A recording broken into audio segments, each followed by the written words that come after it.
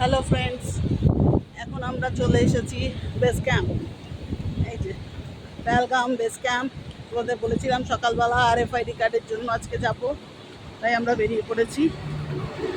ওখানে গিয়ে বেস ক্যাম্পের মধ্যে ভিডিও করতে দেবে না, তোমাদের এই সামনেটা দেখিয়ে দিলাম। এই দেখো আমার সব নিয়ে যাচ্ছে, আগে আগে সব চলে গেছে, আমি পরে যাচ্ছি।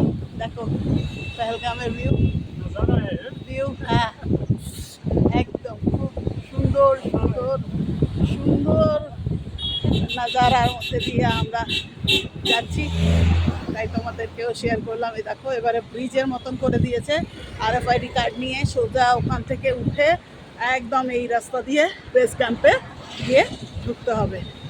এত সুন্দর জায়গা, এত সৌন্দর্য কাশ্মীর ছাড়া কোথাও পাওয়া যাবে না, একমাত্র কাশ্মীরে।